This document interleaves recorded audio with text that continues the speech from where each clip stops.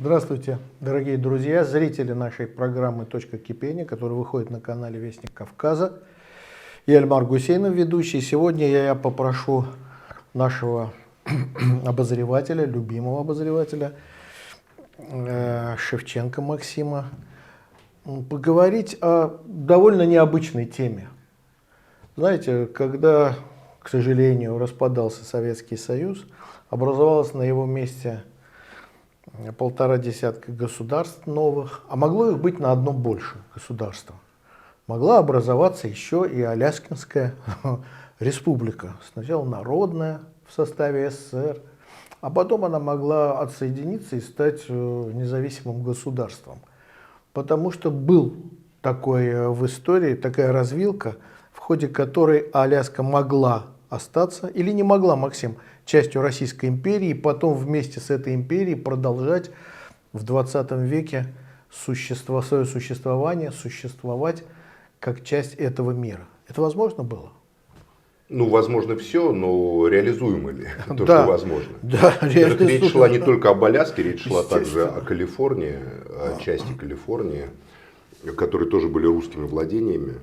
В конце 18 века были открыты эти земли. Ну, не открыты, а объявлено об их присоединении. Естественно, к Российской империи никто не спрашивал эскимосов, индейцев там живших.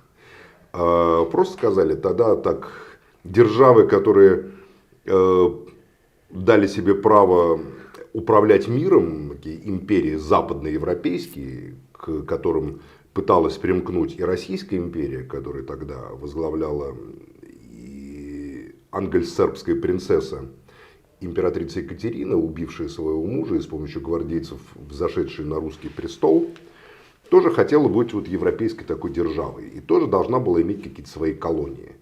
Но до Африки как бы надо было плыть там в обход, во-первых, Босфор, Дарданеллы, потом или там Балтика, там до Индии тоже сложно, далековато, а тут Аляска.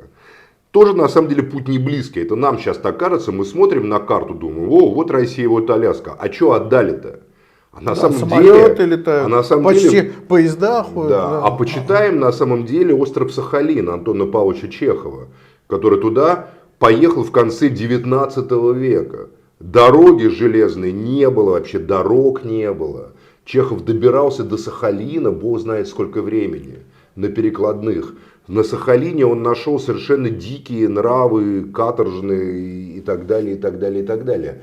Ни о каком вообще освоении этих территорий или человеческом отношении речи не было. На Аляске на момент ее продажи в 1867 году жило 2500 русских и по приблизительным оценкам 60 тысяч индейцев и эскимосов, коренных жителей. И до этого была, значит, российско-американская компания, которой, в частности, вот акциями ее владел известный декабрист Рылеев. И эти акции приносили достаточно большой доход в начале 19 века. Да, он был зажиточным человеком. Да, адмирал Мордвинов, который стоял по некоторым оценкам за заговором декабристов, за восстанием, да, ну так, как говорится, и не довел это до конца. Он был вообще одним из крупных акционеров. В общем, определенное такое люди из петербургской знати и богемы получали там. Но уже с развитием капитализма, когда пушнина сама по себе стала чрезмерно дороговата, и не было торговых путей нормальных с Аляской взаимоотношений, да?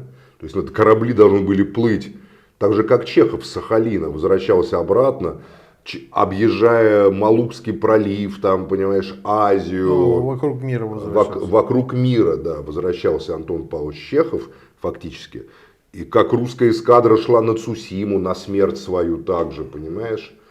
На Аляску, в общем, были какие-то отдаленные территории. Но мало ли там, где жили русские. Русских, может, в Америке или там в Турции жило больше вот старообрядцев, казаков, чем на Аляске. Бежали многие старообрядцы, казаки там в Турцию к турецкому султану, их там не преследовал никто за их старообрядчество. А в Российской империи их, значит, прессовали и там считали людьми второго сорта до 1905 года. Там даже налог на бороду еще в 18 веке собирали, достаточно унизительный. И плюс еще один важный момент.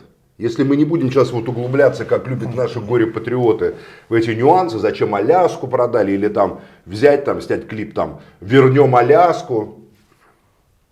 На самом деле между Россией и молодым государством, Российской империей и молодым государством Соединенными Штатами Америки, которое возникло на политической карте мира в конце 18 года, не было ни конфликтов, ни противоречий, ни даже геополитических каких-то разногласий. Молодые Соединенные Штаты, или как они назывались, североамериканские Соединенные Штаты, и Российская империя, более того, имели практически общих врагов. Великобританию, например, имели общие проблемы с европейскими империалистическими государствами, ну тогда еще не империалистическими, колониальными, да? Империализм позднее наступает, в конце 19 века. Англия, Франция, которые еще в 1953 году, значит, в 1954 приплывают в Крым, и Англия, Франция и Сардиния, то есть Италия вместе с Османской империей, как младшим партнером, да, на защиту якобы которой они явились, показывают Российской империи ее место. А Соединенные Штаты Америки весь 19 век занимают партнерское, демонстративно-дружественное отношение по отношению к Российской империи. Более того, и Российская империя, несмотря на неприятие революций, признает североамериканские штаты. Парадоксально, да? Потому что с точки зрения геополитики между Соединенными Штатами и Россией нет и не может быть серьезных противоречий. Главные конкуренты, главные оппоненты России находятся в Европе, которые прижимают Россию туда, вот сиди там в глубине Евразии, быть сырьевым придатком там, к Британской империи, к Французской империи, там, к бельгийскому капитализму, Потом германскому капитализму. Ну тут как раз более-менее паритетные были отношения, поскольку это капитализм, возникший буквально на глазах всей Европы в середине, в 60-х годах 19 века. И тут как раз с Германией там были особые отношения такие. Но в целом, да, вот он как бы могучие хищники, а Америка это в принципе было далеким государством. Тем более вот этот контракт насчет Аляски, который по тем временам был не такой уж и дешевый.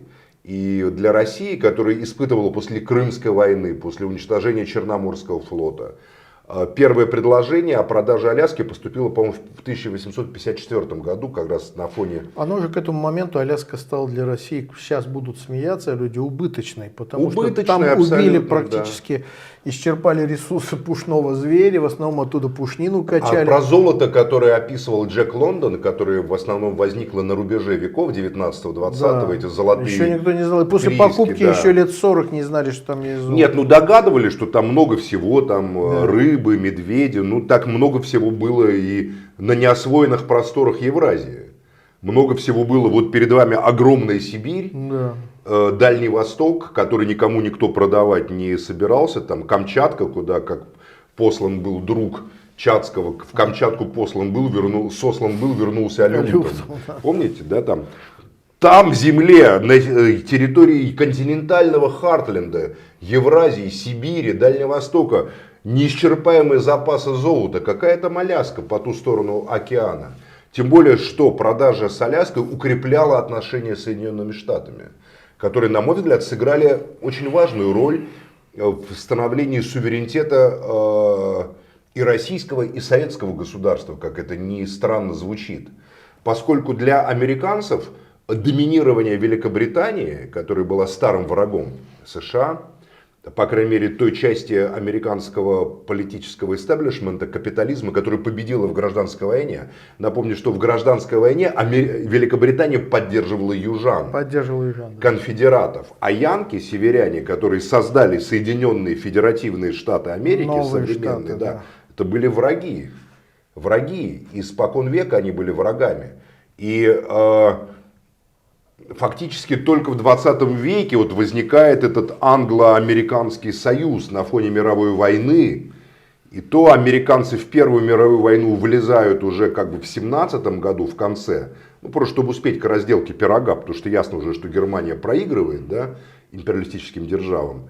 И американцы влезают после февральской революции в Россию, они входят в войну, Первую мировую, высаживая миллион.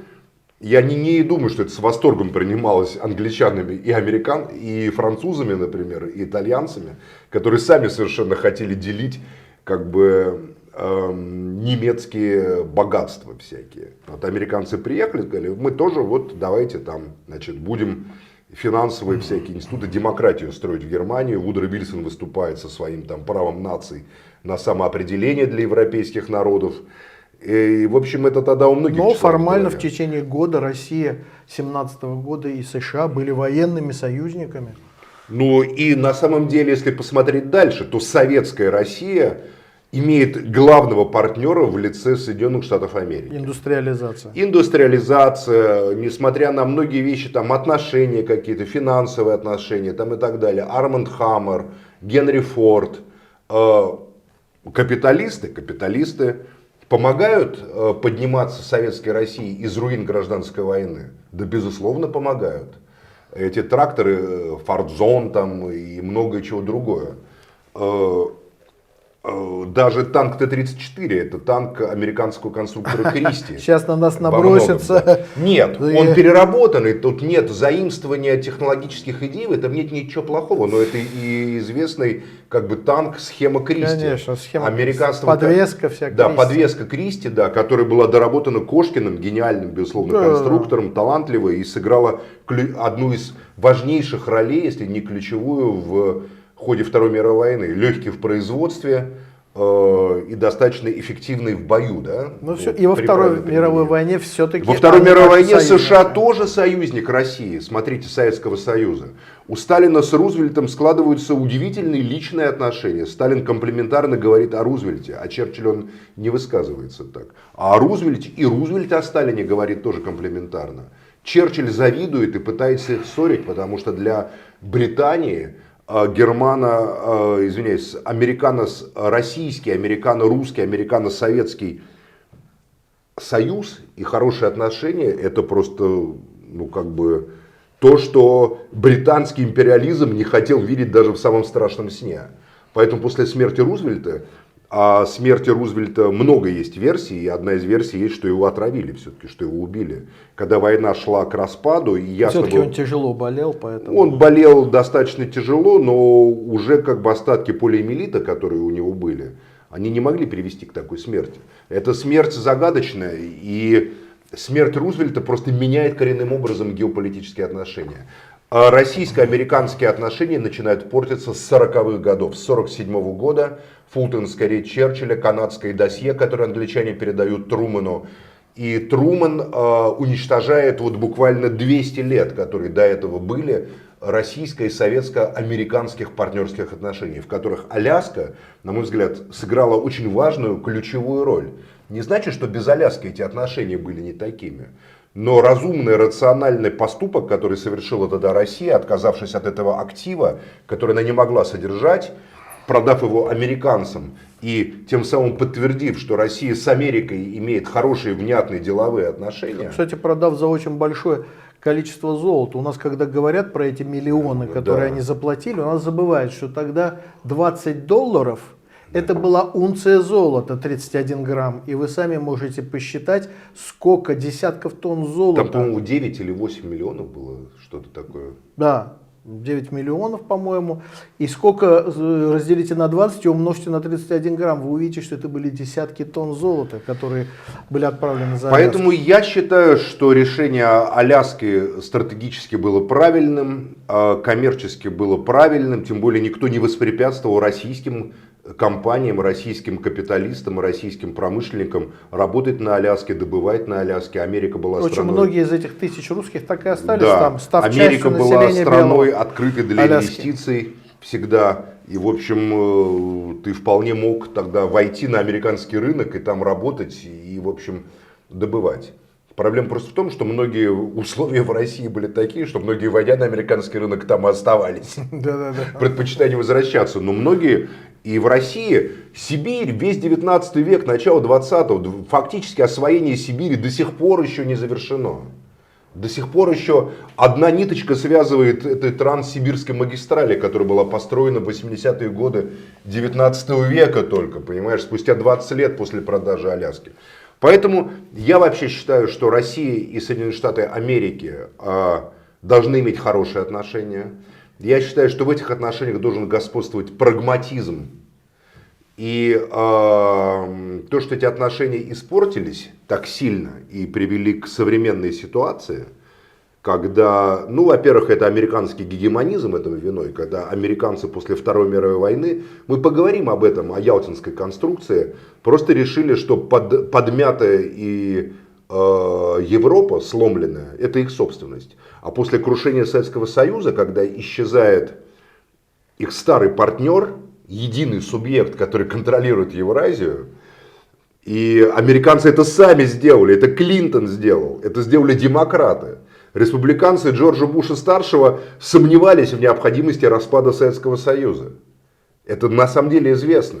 Они это сделали, потому что так удобнее было грабить.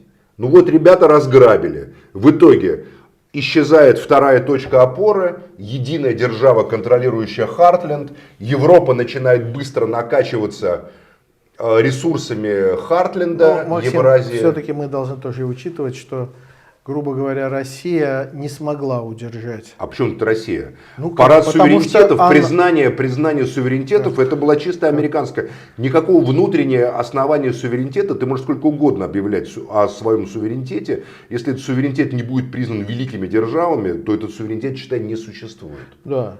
Но Поэтому тем не менее, это же не случалось за всю историю России. Это случилось в тот момент, когда советское потому что государство они, американцы, утонуло в кризисе. Нет, потому что у них в США возобладала концепция конца истории.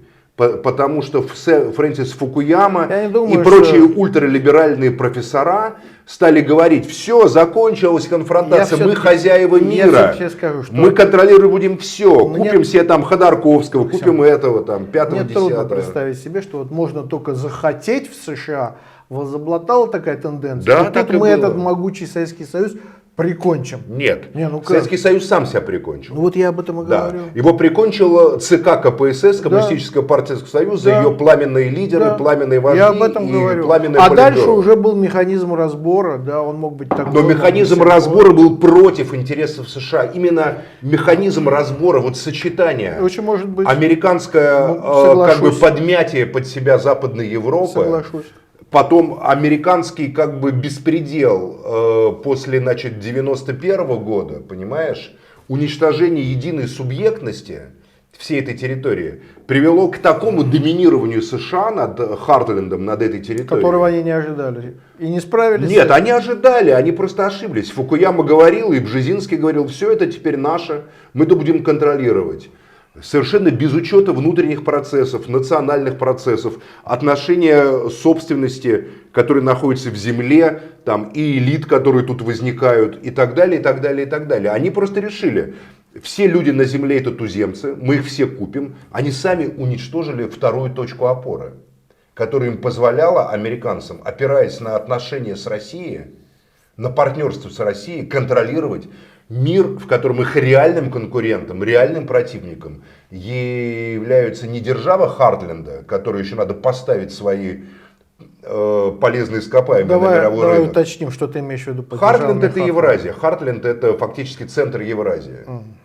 И являются те державы, которые могут произвести и имеют выход к морю. Это Европа и Китай. Вот главные конкуренты в мировой торговле, на мировых рынках, формирование этих рынков для американцев.